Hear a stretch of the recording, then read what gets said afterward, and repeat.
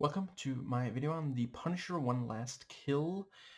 I am going to start with a review that's only going to spoil earlier stuff in the MCU, and after that I will get into a spoiler section, what I call thoughts section. This is rated TV-MA, so the special presentation here is, and so will this video be, and I absolutely fucking love this. I'm going to try to, I will talk about both good and bad. So, yeah, I think a good place to start is that, one of the only real negatives here, and I don't know if this isn't going to be negative for everyone. It didn't bother me personally. I will say this is not the most substantial, it's one of those things, if this was the very first time that you saw the Punisher in something, then this might, kind of, I don't know, you might end up thinking that there's not very much to the character, but it is also very much positioned as, I mean, there are characters who appear in this that we've seen before, and they really don't explain the relationship at all in this, which I don't think is a problem for it. Hypothetically, you could watch this as the very first thing. I would probably say it's going to make you either, feel like, oh, there's maybe not that much complexity to it, which is to the character, which, hopefully you ask someone, is that really all there is, so they can tell you, watch the fucking Netflix seasons, or it's gonna have you intrigued. And if you watch the Netflix seasons, you will understand everything that, this is very much positioned as, he is back. We got some of him on the, Daredevil Born Again. And this is, a place where they can focus on him. And it is also, I guess, it's a spoiler to say where, I'm not going to give any details about the future of the MCU, but let's go with that this is very likely not the last time that we see, the Punisher in the MCU. So this is just like, it's kind of red meat, it's and that's really the only thing. I think that does bring us nicely to. So yeah, I'm not going to give away the core setup here, but it is one of those, like, there's an elevator pitch for this, that is quite effective. I can absolutely see how this got greenlit.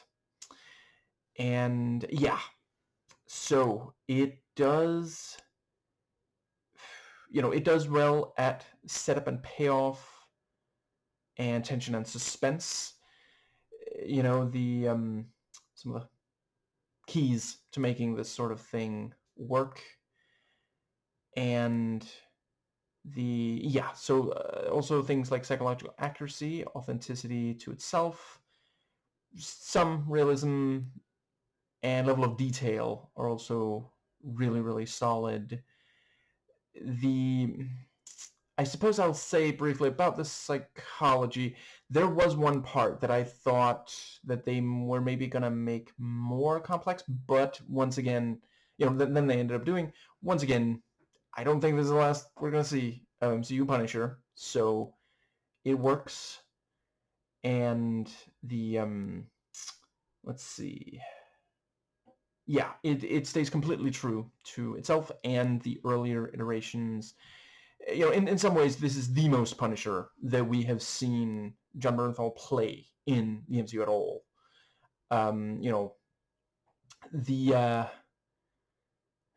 The budget, considering the running time, I would definitely say this is what I think some people were expecting from the Netflix shows because they didn't look at the budget, which is fair enough. It just is a little annoying that there are some negative reviews of those two fucking amazing seasons of, streaming shows. And it's kind of just people going, oh, well, this wasn't quite... I mean, dude, you got like 3 fucking movies. Like, go watch one of those. Like, they're not all equally good exactly, but I can sit down and watch pretty much any and all of them at pretty much any time, And yeah, this very much delivers that kind of... It feels like it could be part of a movie of Punisher in the MCU. And yeah, but I guess that pretty much brings us to the yeah, they do a really great job on... There's so many little things here that make it feel fully realized. It doesn't feel like it was just something slapped together. And yeah, I am not gonna give any detail about it, but I will say, someone who has read Welcome Back, Frank, this had at least one thing that I had hoped we would eventually see in live action. Because, I mean, if we're being honest, they've been grabbing elements from that run, I guess, since 2000... was it 4 or 5? When the Thomas Jane movie came out. They've been using that particular story for these ever since. And there was always at least one particular thing that I was like, I hope we're going to eventually see that one. And we got it here. And I was quite happy with that. And yeah, I think this is also... it's one of those cases where, last time we saw Punisher on Born Again, it was slightly unclear exactly what they were going to do next. And this helps bridge the gap very nicely. And I also felt like they did a good job with dialogue. So, it's one of those cases where everyone... I guess I'll start by just blanket... every line of dialogue is written and delivered well. Like, some of it is, fairly straightforward, I'll grant. But when it... none of it is bad, I would argue. And the stuff that needs to be amazing, in my opinion, is. And yeah, I guess this is also a good place to just put, like, John Bernthal.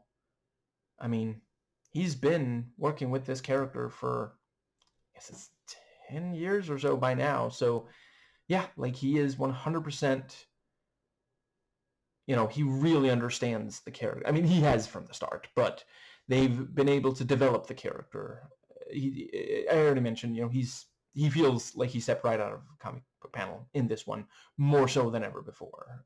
And I don't think that was a problem for the Netflix shows, but it is great to see. And I mean, this was partially written by him. He's also credited as an executive producer. And it really shows, like, his passion has shown through in every single appearance of the Punisher in the MCU so far and adjacent. And yeah, as long as he wants to and they feel they have ideas, I hope he keeps going. I definitely don't think that the character has been overexposed, which I would say there are some within, MCU and adjacent that are. This is directed quite well.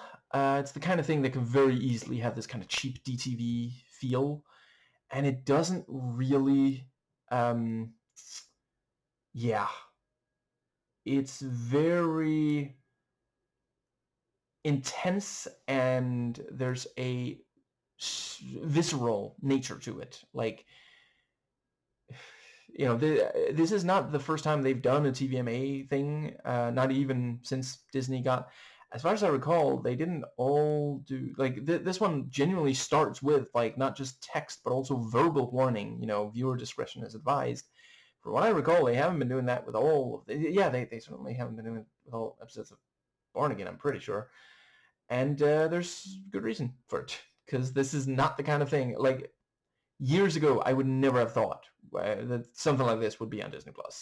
Never in a million years. But they understand where their bread's buttered. They gotta appeal broader than, yeah. I think that does...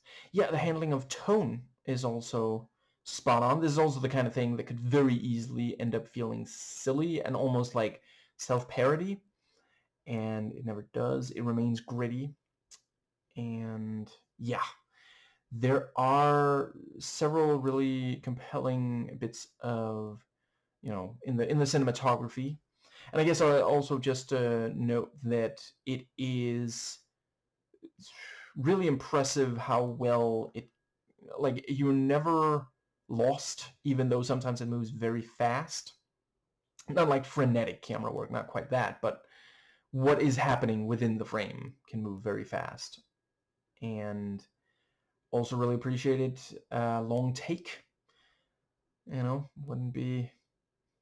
I mean, technically this is no longer on Netflix, but this particular thing was never on Netflix, but it started out as those Netflix things, and yeah. And I guess that pretty much brings us to the editing. Also very strong. There are some little flourishes that I feel like they did a really great job not pushing too far, but there's enough there. Like, it is always visually interesting. It does in some ways feel like if those Netflix Defenders shows, if some of them had a little bit bigger budget, maybe, which is not, like, it feels like a backhanded compliment or something. I am very impressed by the look of, all of those. And so I was also in awe of the production value, set design, locations, costumes, and makeup. There is a concerted effort to make the setting here feel lived in and alive, and it's very dynamic. Like, it does not feel like just a designed set or a scouted location. It feels like they took a camera and filmed real life in a really, striking way.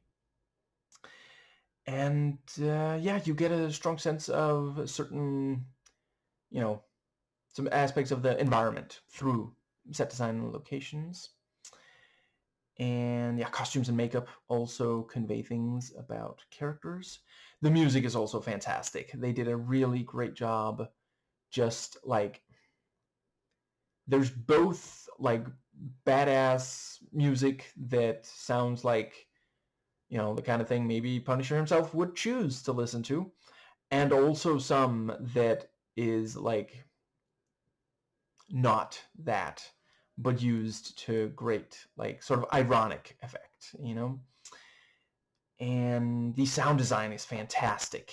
Really, really gnarly sound effects for some of the violence, and any bit of violence that needs, a really, that needs that, has it. The characters, I was actually impressed by, like, by the end, I wouldn't necessarily say that I got to know any new ones, or that it necessarily added that much to old ones, but they certainly did all feel like these are real people. There wasn't anyone that just felt like a walking stereotype. And some don't have that much screen time, still leave quite the impression.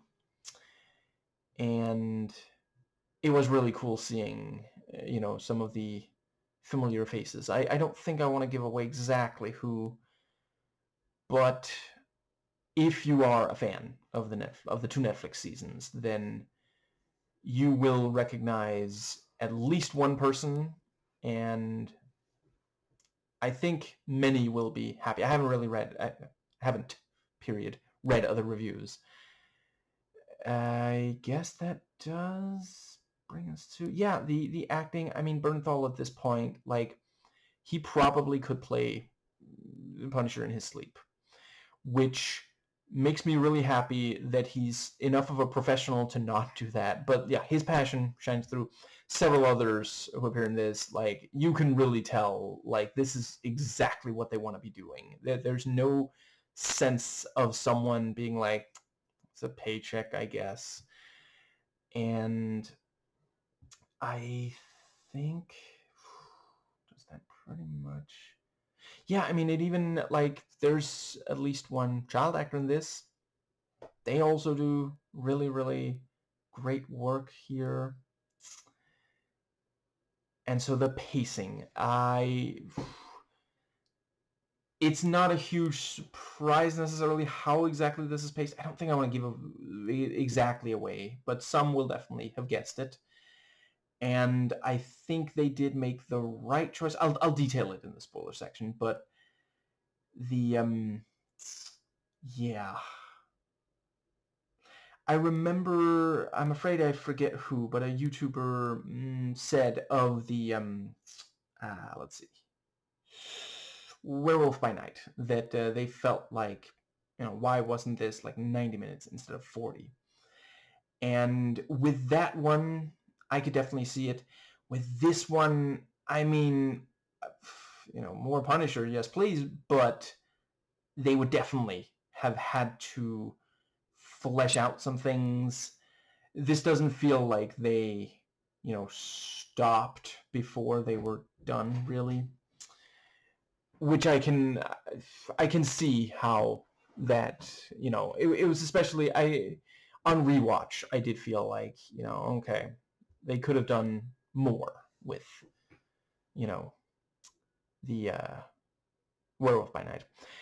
Now, I think that does... Yeah, so, great special effects. I'm sure at least some of it is digital, but I didn't really... I never felt like I was looking at something that was, like, really obviously fake. Digital blood can sometimes be a little... But, yeah. And I guess that pretty much brings us to the stunt work, which is also very impressive. There's some real standout moments that people are going to be talking about. Maybe already are. Yeah, shit. Didn't this come out like yesterday in America? We only got it earlier today. Now, I think... Yeah. So as action, I guess I'll just briefly note, I saw at least one yeah. I said I didn't read reviews. I did see a little bit on Reddit where someone said that it was they called it "We Have John Wick at Home." I have yet to watch those movies. I know, you don't even have to tell me. I will at some point. I do miss watching Keanu in action, but it's just not. There's so many other things I'm watching in movie theaters right now. At some point, I'll sit down and watch them at home, and if I think I have anything to add or I just can't shut the fuck up about them, I'll do videos about them. It is going to happen. It's not, just don't hold your breath. It might be a while. But I understand where they're coming from, and yeah, so I can't really say if this really is like lesser John Wick, but there is, there's at least one element where it is, where it resembles something I've heard of about John Wick. But yeah, it does not feel like it was just thrown together. And yeah, like the action genuinely very impressive. And the kind of thing of like, I think there might be...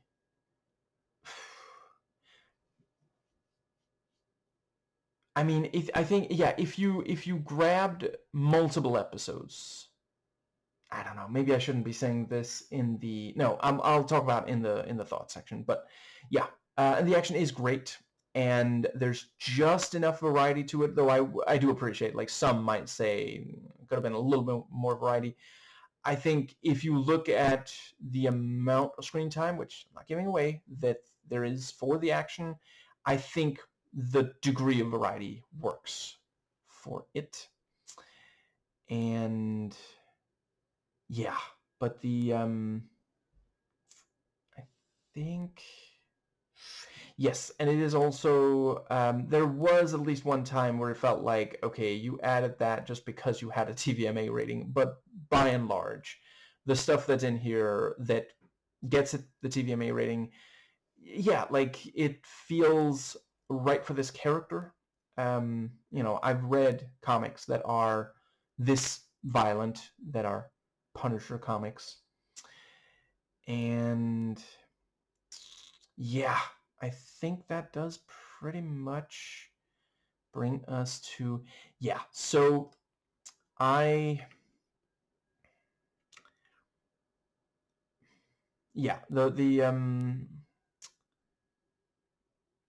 so it's very much, yeah, okay, I'm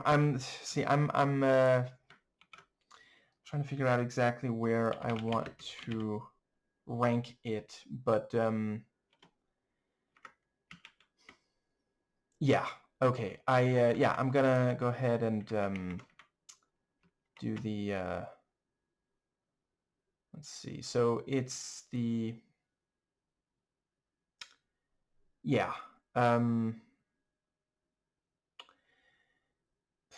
I yeah, so the ranking of the yeah, worst to best, keeping in mind I love all of them, they're all amazing. I'm ranking how much I love them, not whether or not I love them all. Everything that is, you know, I'm including the special presentations here, but otherwise this is a list of the feature films in the MCU. I'm not including any, you know, shows. Iron Man 2, Dark World, Black Widow, Captain America 1, Thor 1, Ragnarok, Hulk, Ant-Man 1, Ant-Man 2, The Marvels, Love and Thunder, Homecoming, Doctor Strange 1, Iron Man 3, Iron Man 1, Avengers 1, Ultron, Ant-Man 3, Madness, Far From Home, No Way Home, Guardians of the Galaxy, Holiday Special, One Last Kill, Cap 4, Thunderbolts, Fantastic Four 1, Guardians of the Galaxy 1, Guardians of the Galaxy 2, Black Panther 1, Winter Soldier, Werewolf, Deadpool 3, Shang-Chi, Eternals, Guardians 3, Wakanda Forever, Civil War, Infinity War, and Endgame. And this one is, I rank this. That's what I meant to say.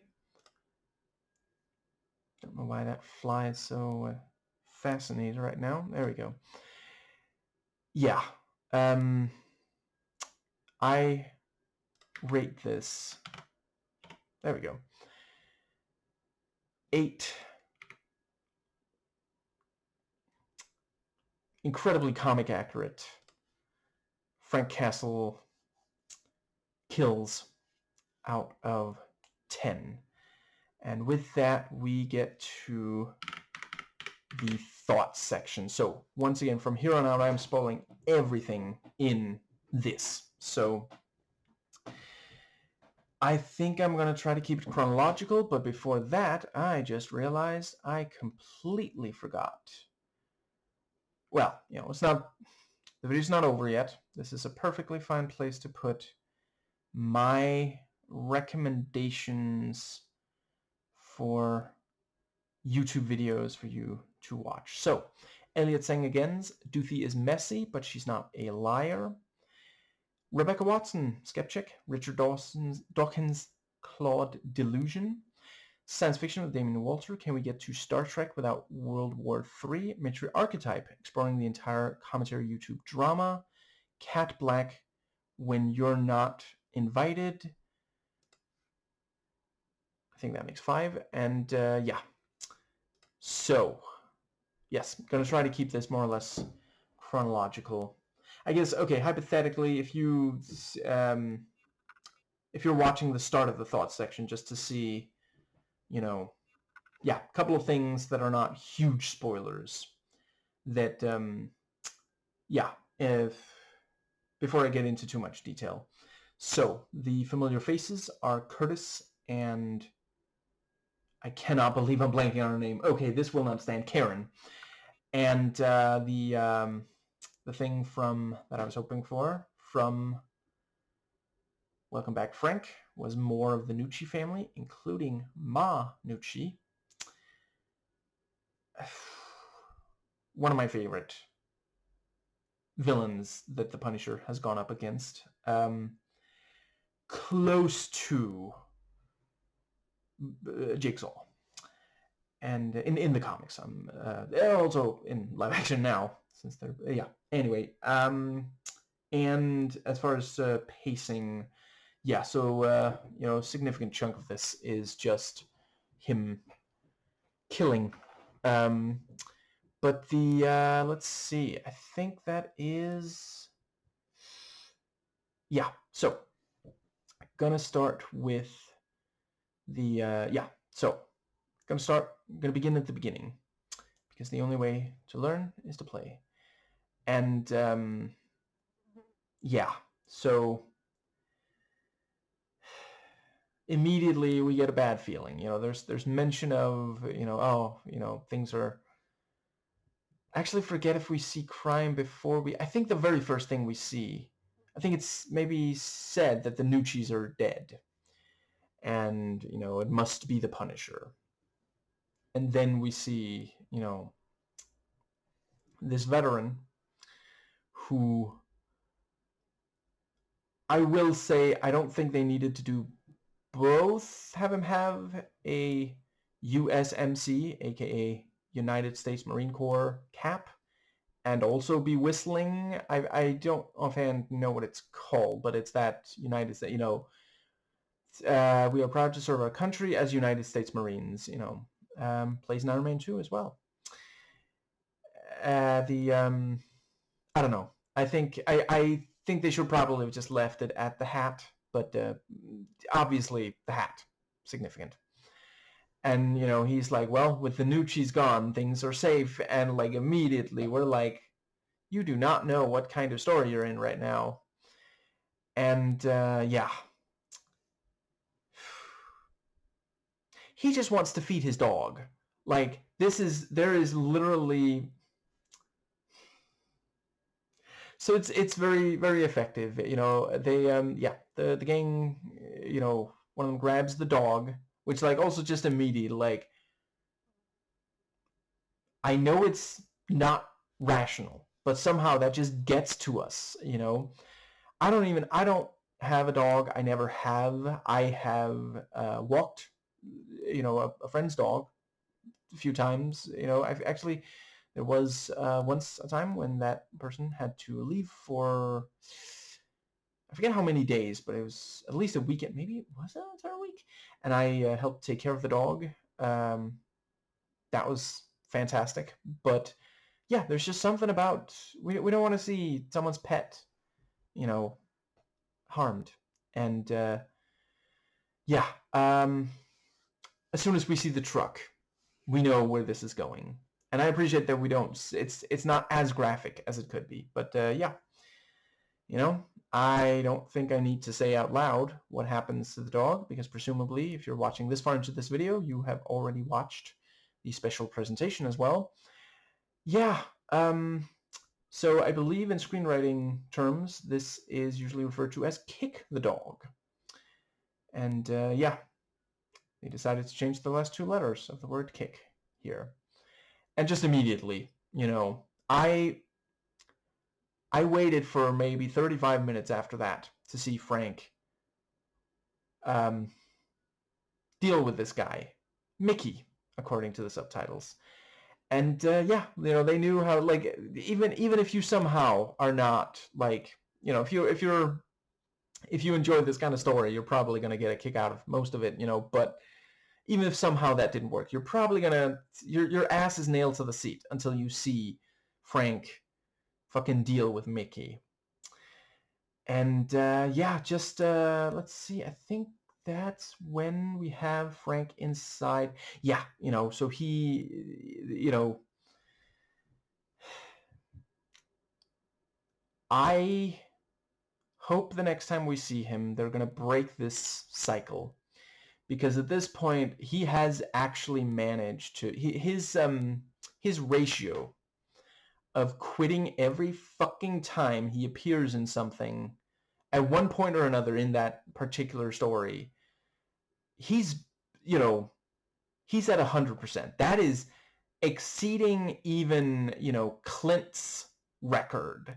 Like, even fucking the first Hawkeye, there's at least some of those stories where he doesn't quit, even if Jeremy Renner, understandably, to be fair, wanted to after Avengers 1, which, yeah, it is kind of weird how little that movie did with him. But so he tears down the, he's got the conspiracy board up, which he was using to, for the new cheese, and he is like doing so fucking many of those, I think they're called chin-ups, that he, like, his fucking fingers are bleeding from it, which really tells us he just can't really completely stop. Like, he might stop killing, but he can't stop the, these other hypermasculine things. That, and or he is merely following the exercise advice of the MAGA administration. Yeah. See, this kind of thing would hit harder if it hadn't been released during that. Anyway, I think, I really appreciate how this immediately underlines, don't worry, like, this is Punisher, we're not toning it down. This is not a, so yeah, I'm still not saying, I know at least one place that I feel confident saying that the Punisher is going to most likely appear in the MCU in the future. I'm a tiny bit concerned about something, but I guess I can't say. I mean, it's, I'm gonna save my thoughts for if he appears in something in the future about. But so far, I'm really glad that each time we've seen him, MCU or adjacent, it's been, rated R or TVMA, depending on whether it's a movie or a show. It still is fascinating to me that I don't remember. I probably did watch that 90s show. Not that 90s show, but the 90s Spider-Man show. And I believe he did appear on that, and that one was like age 7 and up, But I mean, they did really impressive stuff on the animated X-Men show, so maybe they made it work. Anyway, I think it was fantastic when Frank walks out, and I forget if it's 100% one long take, or at least edited to make it look like, but a bunch of it was one take, and we just see the chaos behind him and around him, and we keep being like, is he really not going to get involved? And, so far, he's just not. Oh, shit, did I miss? Oh, I think actually around this time is also when he is picturing his old buddies from the Corps. We also have him, repeating the, what's it called again? The, the thing that they have to say. It was very interesting seeing Curtis like this. So I surmised from the trailer that this was not the real Curtis, because he sounds like, voice and such, same actor and all, sounds the same, but the things he's saying, like, they put in the trailer the thing about, like, there's no way you're making it to heaven, and then he laughs. That's nothing like Curtis. So, clearly this is in Frank's head.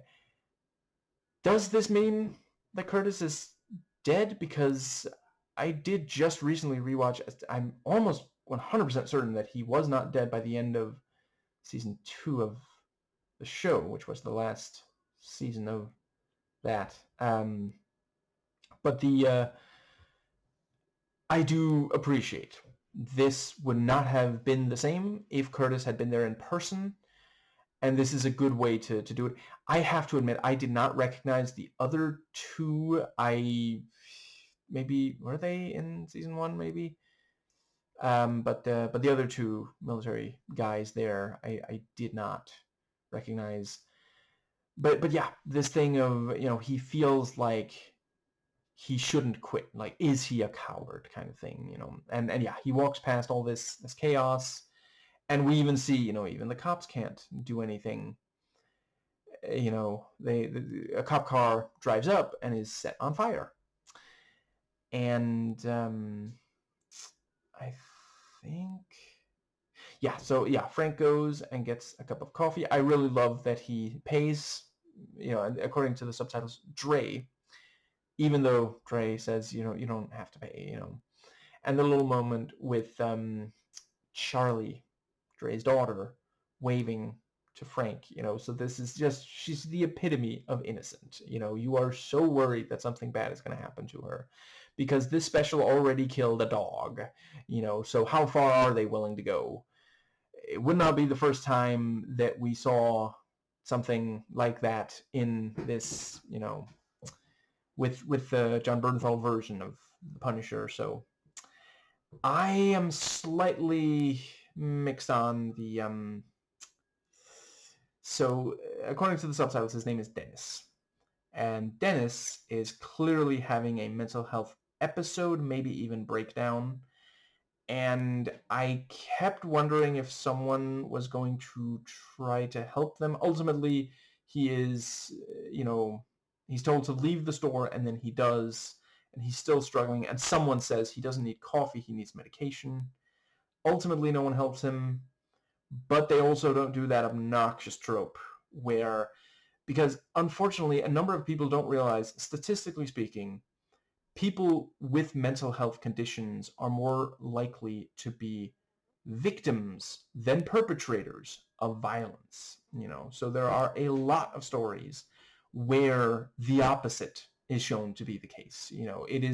There's this notion that anyone who does not struggle with their mental health is like at the mercy of these dangerous people who do struggle with it, and it's just so fucked up because like it literally does lead to people who are struggling, who just need help, actually being like locked up, and sometimes they end up dead because someone way overreacted to a public mental health breakdown, or even just episode.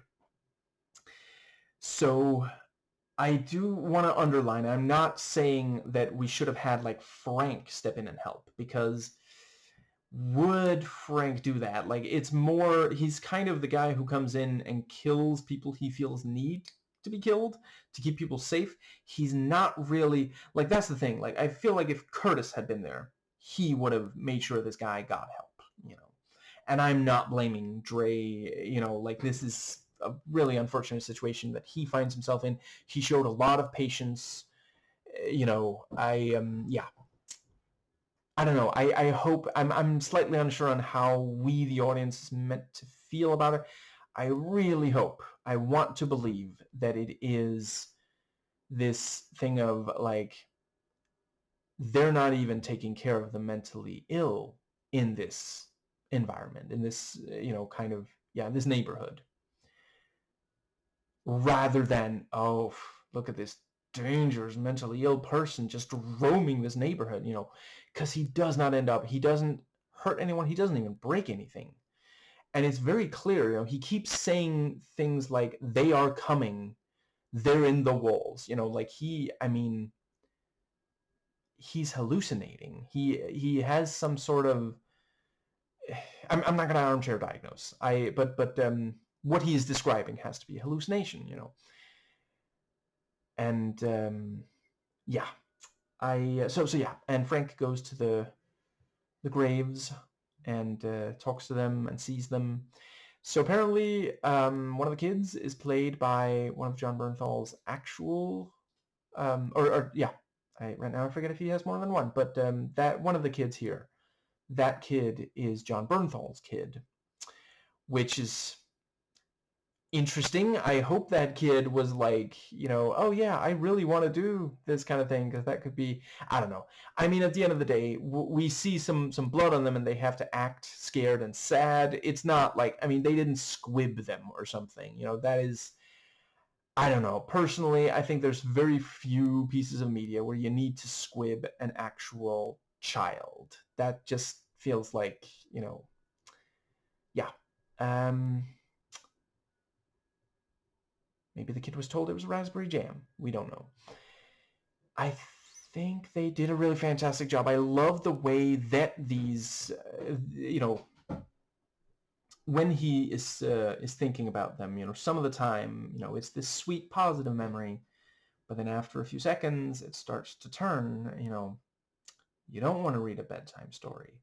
What, you're just leaving again? You just got home, Frank. Our kids need you. And, the son being like, you weren't watching? I wanted to impress you. Just the acting really nails the just, yeah. And yeah, just really, really effectively done. And at one point he thinks he's seeing her right in front of him, and he's about to shoot himself, And I have to admit, I don't think I've seen enough to say if this is true, but I saw someone say that every story like this, I saw it for something else, but stories like this, where someone loses their family and takes lethal revenge, you gotta have it end with, and in this case, kind of start with, the person, the revenger in, the cemetery at their graves, and maybe, considering suicide, that kind of thing. So, playing the hits. But yeah, I also really appreciate, I mean, obviously we don't expect him to actually do it, but the fact that they let us sit with that, I really appreciate it. So yeah, ultimately, I mean, I'd say about half of this, it's what, 42 minutes, just about, if you don't count the end credits. Half of it is spent before things, before Frank really gets involved. And then almost the entire second half is just nonstop him killing people. Honestly, I feel like it played...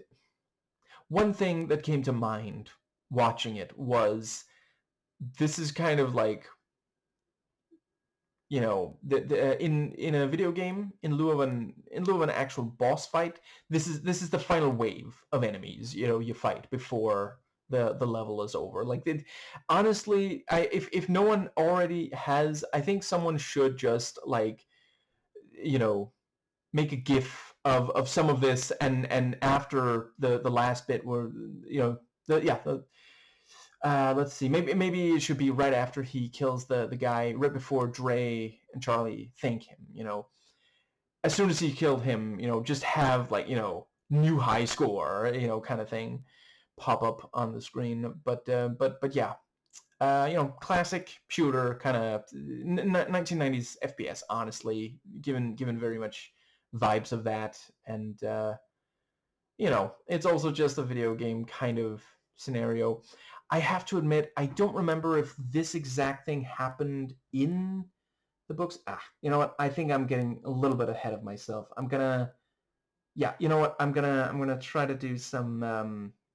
So the next thing, I think, is when he goes. Yeah, so he's headed back. And I also like the thing about, like, oh wow, he actually does sometimes leave the apartment, and yeah, he he locks some of his stuff up. He puts the key at the grave, which I think is meant to be why he doesn't have weapons ready when he is attacked. But that's also just, it's fucking cool seeing someone who can. Another thing, something I love about Iron Man 1 and 3. Seeing someone who, like, by all accounts, there's no way they can actually get out of this situation. They have nothing to work with, but still managed to. Is also a lot of my favorite stories from the comics. But that does bring us to, so yeah, seeing Manucci, and just, like, she's not as comic booky as she is in Welcome Back, Frank. But I respect that, because at the end of the day, you do gotta be careful. Like, I appreciate, listen, and I appreciate, I want to I swear, I promise, it's not just because it's also in the IMDb trivia for this, but I do remember this. In the comic, Frank is in like a zoo, and Manucci and some of her goons are there, and Frank takes out the goons, and in order to deal with Manucci, he punches a fucking polar bear so that the bear is aggressive, and then it attacks Manucci, and she somehow survives and is like just, yeah, really, really fucked up afterwards. And that's how, I actually forget if she ends up in a wheelchair in that, but she certainly, there's at least one bit where she's in like a hospital bed and somehow she survived, and in this, she's in a wheelchair. She can walk, but not completely unassisted kind of thing. And yeah, like, listen, I get, like, oh my God, can you imagine? It would have wrecked the tone if at the end of her describing how Frank killed her, family, if she said, and you punched a polar bear and I got bit real bad, that would have been ridiculous. We wouldn't have been able, for the entire rest of this, a lot of viewers, you wouldn't have been able to focus. Would have just been polar bear. Polar bear? And just, yeah, it works in the comic. I don't think it would have worked here.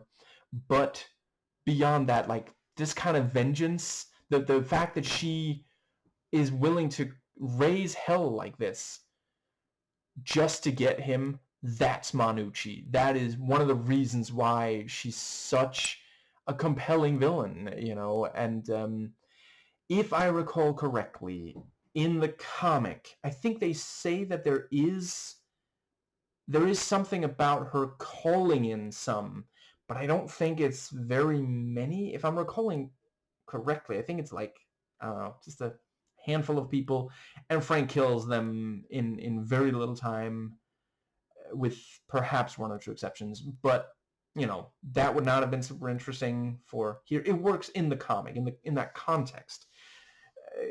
But here to have, like, I don't know, there's got to be dozens. I saw someone joke that this shouldn't have, again, on Reddit, this shouldn't have been called One Last Kill, should have been called 1084 Last Kills or something. But yeah, and also, I didn't offhand recognize all the names, but at least some of the ones she mentions were indeed from the comic, and I thought they did a good job. Just we get just barely enough. Right, and I would also say with Curtis, I felt like there was just enough, because, like, okay, you can tell he was also in the Marine Corps. They probably served together. That's really, we don't need to know that they have more history than that. I mean, hypothetically, if this is the first Punisher thing you watch, you're not going to know that Curtis appears more than, those other two Army buddies, no, Marine buddies, I guess is the right term. But let's see. Yeah, we get just enough for the new cheese. And then also I love that element that it's mentioned, it just created a power vacuum, and now it's actually worse. There's way more violence now than when the new cheese were around, because it's such an important thing to underline. Listen, it's not just about, like, oh, you got to find the right, that specific person or group and stop them. And I guess it's late to say in this video now, but for those who don't know, in my opinion, in real life, violence should only ever be the last resort. I'm not saying it's never necessary. World War II, necessary to use violence to stop the Nazis. Stonewall would have been nice if it didn't need to happen, but the cops made it pretty clear, like, it was going to take something really major for increased, for gay civil rights. So the increase, they didn't really have any rights at the time. And yeah, I don't believe that this kind of, vigilantism does not really work in the real world. You don't have to take my word for it. You can look at the details yourself. But there is a certain catharsis in watching stuff like this, and playing the video games, reading the comics, stuff like that. But yeah, so in real life, I don't want them killed, but I do appreciate, some people, it is necessary to perhaps arrest them, or but if all you do is that, then that's going to lead to other problems, And also the fact that, yeah, Frank, he left one Nucci alive, and now he has to fight dozens of that person's, hired goons. And there's all this chaos. And, I appreciate some would say, well, if he had killed Manucci as well. Well, I mean, they're also talking about how the power vacuum is the real problem, though. That, like, the reason Frank has to kill so many in the apartment area, that's because Manucci's still being alive. But all the chaos that we see before that, that's not Manucci. Now, I think that does, but yeah. So the we get just enough about the Nucci family. There's the thing about the cop who could solve any case. So he's corrupt, is what you're saying. He, like, the others just couldn't solve those cases. Yeah, because he used methods that were against the law. And she says, I don't believe the allegations. There's no way. And she basically says, like, yeah, evidently this guy was a pedophile, and she's refusing to accept it, which sometimes the people closest to do, And yeah, meanwhile, Frank decides to, he thinks that this guy should graduate American History X. And let's see.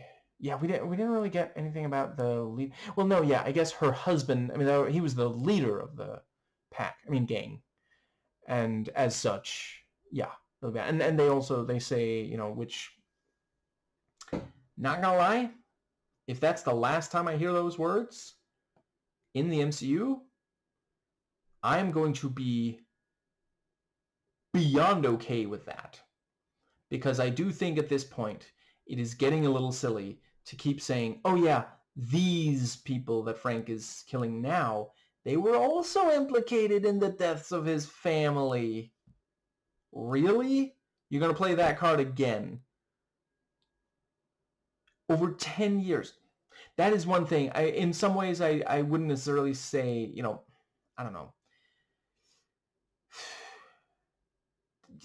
Season 2 of The Punisher definitely has strengths. In some ways, I don't know, maybe season 1 is overall the best. One thing I do appreciate about season 2 is it's not about his fucking family anymore, other than, the Billy stuff. But the Pilgrim is not about that at all. So I did quite appreciate that. Anyway, I think, does that pretty much...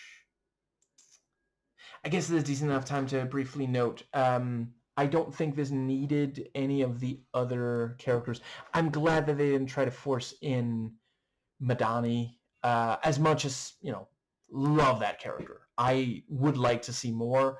I don't think this was the right place for that. I mean, frankly, if they make another... Did not mean for that pun, I swear.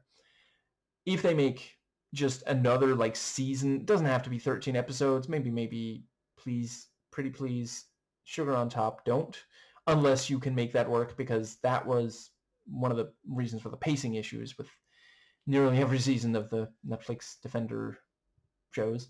Anyway, if you want to make, I don't know, 10 episodes, yeah, absolutely. I'm glad that we have not seen Lieberman. Shit, isn't that his name? I'm sorry, I guess I should just call him Micro, just in case. David, which I suppose is also, guess that's not happening, huh? Now that it is officially integrated into the actual MCU, because some might watch that and be like, isn't that Ben Grimm? But, I mean, he's such an amazing actor. I hope they give Eben Moss-Backrack more to do the next time we see, which I think I know the next time we see him in the MCU, but I guess I shouldn't say, just in case someone doesn't want to know. But it was a little strange that there was not that much. Maybe it's on the cutting room floor, because that role did not really deserve someone of his immense talent, as it is in the final cut. But maybe there's more later, if you haven't already watched The Bear, I mean, I already pretty much vouched for season 1 of The Punisher. Anyway, I'm glad we didn't see Amy.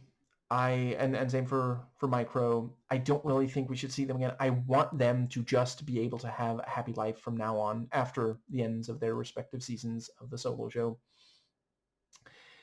Let's see. Yeah. Yeah, I think if they had tried to fit in Madani here, it would have just, that there really wasn't a need for it. If they think they have more to do, more compelling stuff to do with her character, I want to see it. Because such an amazing actor and character, and I think that does bring us to... So yeah, Frank goes up into his apartment, and now he sees Karen there. And I know, okay, you know what? I'm going to make it quick, because if you watch every video I do on MCU and adjacent stuff, you must be sick to fucking death of hearing me say, Deborah Ann Woll is amazing. I'm so glad she's back as Karen. She does an amazing job. And it's really cool here to see, because this is very clear, we can tell from right away, this is not quite Karen. She does not talk like that. Like, if she was talking to Kingpin, maybe she'd say that. She's not going to talk to Frank like that. And it's not that she doesn't, like, she confronts him when she thinks he's out of line, but she's not going to call him a coward and these various things.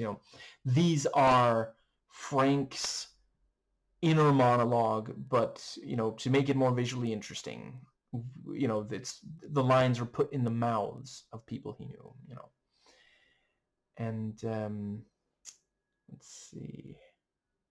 Yeah, I like that one shot where, he asks, are you here with me? And then we see both of them so close that it's like, yeah, I think if you were any physically closer, you'd start to merge together into one being. But yeah, I mean, this, honestly, I feel like she has so little screen time here, and there's not that much, this is clearly not really Karen. It's like Frank's idea of, because he's feeling like he's a coward, So one could understand if she was going to phone it in. I really appreciate that she doesn't. I'm not surprised that she doesn't. I was surprised that she showed up. It was a very pleasant surprise that, yeah. But yeah, and he tries to hug her, and then she disappears. And then, and the thing with, what time is it? And I think that does... Let's see. Yeah, so then we have, first they attack the, they break into the place across the, right across from Frank, which at first I was thinking, did she only say which building? And maybe not. Yeah, I mean, she almost must have, because there's also a bunch of people outside, so maybe she just said Frank is somewhere in this building, which I suppose might actually be all she knows. I'm not sure she does know exactly what room. And then also, like, we don't even need to know more about Manucci.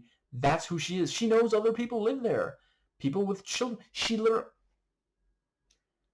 I really appreciate how despicable they make some of these antagonist characters. Because, like, if you are not on board with the idea of, should anyone ever be killed, is that ever right? I'm not going to say that you're wrong. I guess I've already pretty much said I agree. I think it should only... No, I'm not sure I think that it's ever right to... If there truly is no other way at all, but please try to find another way if you're at all in any kind of situation, but if you're against watching someone do it in a piece of fiction for the sake of catharsis, you might need, a hard sell. I feel like someone saying, what a sweet child, watching them run into an apartment building, thankfully through the door, not just into the wall, and then saying, oh, by the way, I'm going to send a bunch of killers to this place hours from now. that's one of the most, like, what an absolute fucking, oh my god. And once again, that's Manucci. She has no sense of, like, just, yeah, if she wants something, if she wants a person dead, she's gonna keep going for that. And that's just, yeah, Jesus fucking Christ. And so, let's see, I think, what was the other thing I wanted to say about the, but yeah, so, you know, they start breaking down other doors as well. I mean, someone almost must have known, because they specifically they set a fire in that one, and that feels like that's their way, you know, they're smoking him out kind of thing. But yeah, and that was also, you know, I knew it was coming because I watched that trailer possibly more than once.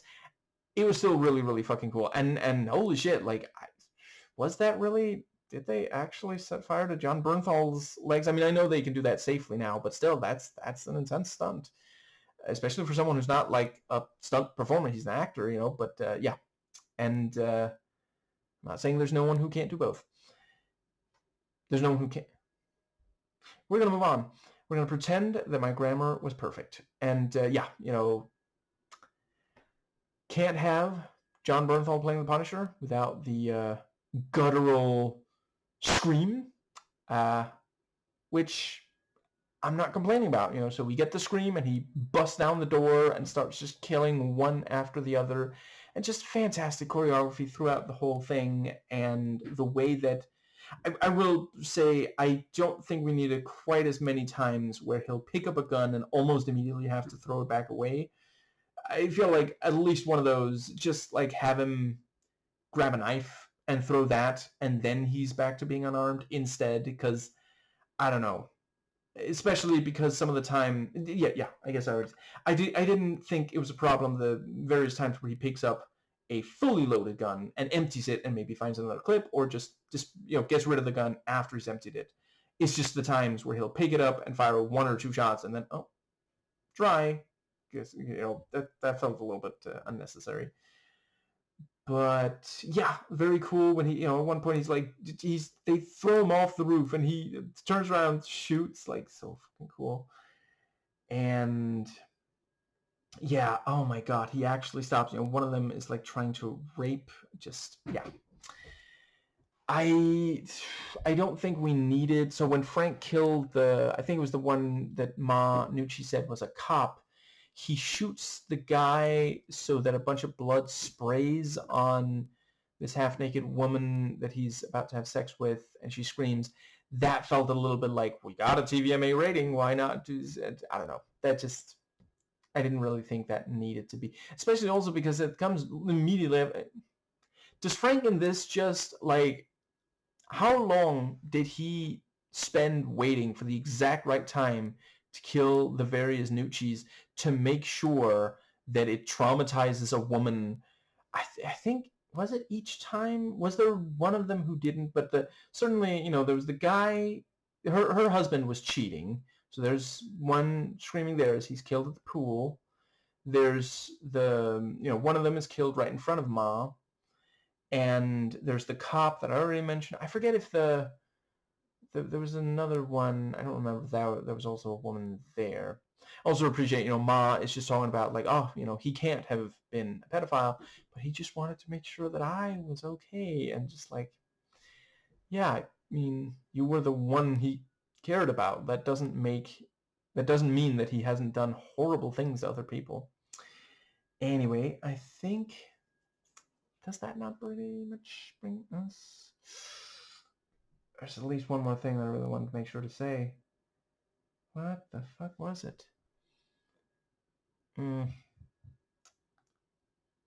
Let's see. I'm just gonna real quick go over mentally some of the various things. It was really cool when, you know, I love the way that it starts in this kind of small, you know, he's just going through a couple of rooms, but then, you know, going outside, sees, oh shit, there's so many people here, you know. And I thought it worked that he killed, like, several dozen people. And he had somewhat of an easy time. I would not necessarily have hated if there had been at least one where it was like, oh shit, this might actually be a match for him. But it was still very cool. and they don't really use like careful military tactics because they're not, they're street smart, but they're not military trained. But there's so many of them, and he keeps running out of ammo, and he starts with no weapons. That I thought worked to help even out, not the odds, but make it, it would have been really boring if he just immediately had an amazing weapon that he used from the start. And let's see, there was also, it was at least once where he fires like 4 shots into one person, and it's like, there's more where that one came from, though. You sure you don't want to just... That felt a little bit like it belonged in one of the scenes from the show when he knew, okay, there's almost no one left here. And I think I will also say, so I know I already said this in my video on one of the episodes, I guess the finale of Born Again, of season 1, Born Again, that really had me thinking someone who worked on this definitely played the licensed game that was prequel, sequel, midquel, adaptation of the movie, of the Thomas Jane John Travolta movie, because there were a couple of moves in there that really felt like right out of that. Or it's also possible maybe he does that exact same kind of stuff in some comics that I haven't read, and they adapted those for the game and then adapted them from the comic again for the show. But the same thing happened here. The couple of times where he takes human shields and he will like throw someone, he'll throw them away when he's done using this human shield, like in a sort of, he won't just let them drop. He'll actually, launch them, in a way that you also can in those games. And let's see, I guess that does pretty much bring us to... Yeah, I will say, based on what Manucci says, I do understand why, we think of him as Frank Castle. But to her, he's a frank asshole. And I guess that does pretty much... Yeah, so the fact that Manucci is still alive by the end of this, I did really love that he has to make the choice. Is he going to kill her, or is he going to save Charlie and Ray? I think that was a good kind of, you got to have him making that choice. And the, yeah, let's see, what was the other thing that I really wanted to make sure to say? Yeah, so I can imagine that she's going to pop up in something else. Maybe the very next thing the Punisher's in, maybe later down the line. But that is very, very cool. And I'm starting to wonder a little bit because I'm fairly confident, my wrists are too fucking sort of look right now, but I'm fairly confident the woman playing, the actress playing Frank's dead wife is the same here as it was in those Netflix seasons.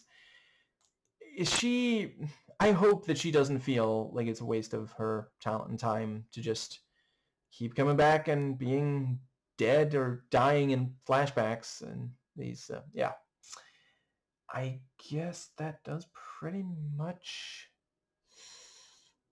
Yeah, I love the... So, the opening piece of music, immediately we're like, yeah, and then once he starts attacking, you have this, like, gentle, sweet song playing, this kind of ironic twist.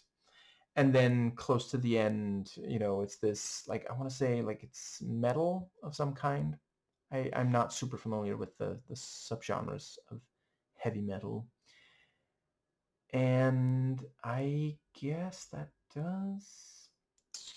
I feel like there's at least one more thing I really wanted to say before getting to the very end.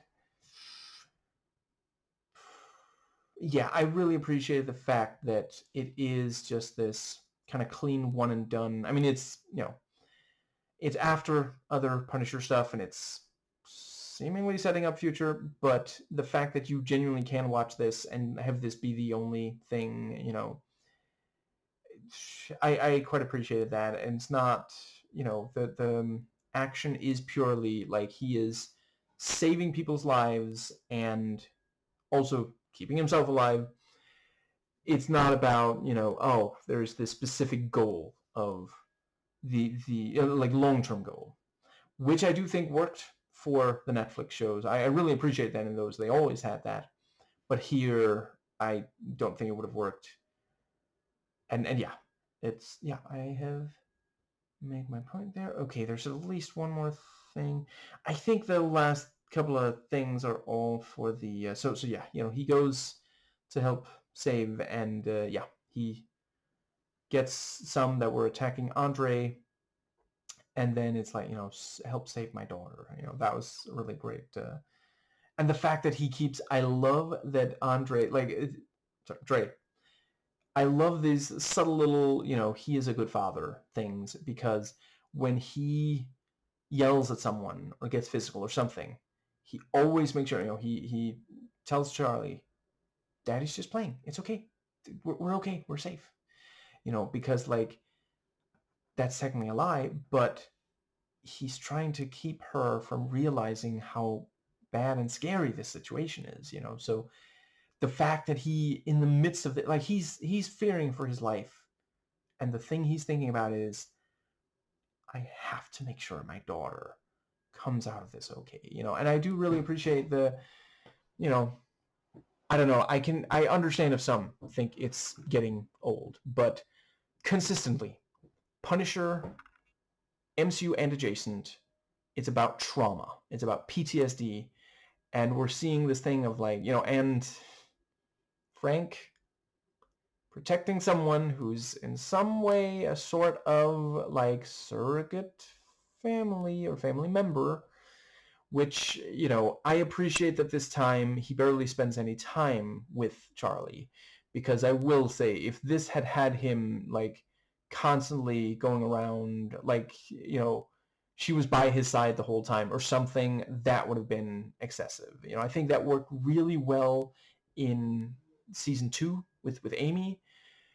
You know, that's the, I think I did say it in the videos. I'll just keep it brief. I think it really works that, you know, with Micro, he spends a lot of time in that lair, and, you know, he works with Frank, and his family is sort of, you know, becomes a surrogate family for Frank in some ways. And with Amy, she is like a surrogate daughter. You know, would his daughter have grown up like her? And he is protecting her, and some of the time she's hiding, but there's also other things there. You know, I felt that worked really well, that there's that bit of variety there. But yeah, so he kills all of them, and you know, it did also feel, I do, this one worked better for me than all those almost empty guns, which I'm also, to be clear, I'm not saying it's unrealistic. I'm not saying that, you know, because yeah, I saw they were firing guns all over the place. They were running out of bullets, and then Frank killed them and grabbed the gun, and so it was empty, or almost empty. That works. That's fine, realistically. But I think they went to the well one too many times. At least with when they did a similar thing with, you know, how many fucking times is Frank gonna stab this motherfucker? At least that was clearly the last guy, you know. But yeah, and after that, you know, Dre thanks Castle, and Charlie, you know, gives him this little flower decoration thing, and he puts it on his daughter's grave, you know, and says, I met someone today, reminded me of you, you know, just really, really gets to you, you know. And yeah, you know, one batch, two batch, penny and dime is brought up again. He quotes some from it again, and yeah, I think that does get us to the very, very end. So yeah, you know, that is when we get the thing that we were hoping at the very start, before we realized, oh, Frank's not going to get involved yet. You know, we see someone attacking, and Frank, like, stops them before they can do it. Oh my god, they were about to fucking assault this, you know. And they realized this is, you know, or wait, was it they? Or was there only one? I forget. Mickey was definitely there. Right now I forget if there was anyone but Mickey, but, you know, I believe it was Mickey. You know, he's about to swing a fucking baseball bat at the head of this, but fucking, god damn it. And he clearly knows this is a senior freaking citizen because he says grandpa. He calls him grandpa, you know, and he's like beaming and he's like, oh, I can't wait to go on this trip. You know, I got tickets. And oh my god. And he's 2 weeks, well, I guess past retirement really. And, you know, suddenly it gets knocked on a frame and then Frank is there and he's got the full Punisher.